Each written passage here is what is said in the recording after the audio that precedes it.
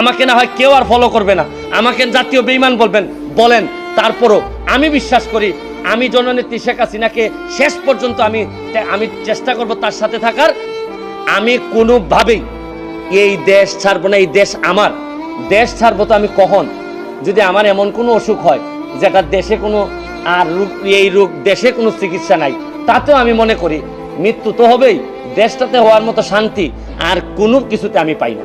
যারা যাচ্ছে বা যাওয়ার প্ল্যান করতেছে তাদের তো অনেক কারণ থাকতে পারে, তবে আমি মনে করি, মনে রাখবেন, প্রকৃত আদর্শের একটা মানুষ কোনোদিন তার আদর্শের মানুষকে এই বিপদে রেখে, ক্রাইসিস মোমেন্টে রেখে যাইতে পারে না।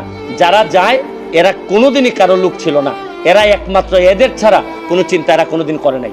আমি আপনাদেরকে বলবো যে শুনেন, উত্থান পতন, জমিনে কে সম্মানিত হবে তার ফয়সালা হয় আসমানে। উত্থান থাকবে, পতন থাকবে, তারপরে যে আদর্শের আছি এই আদর্শের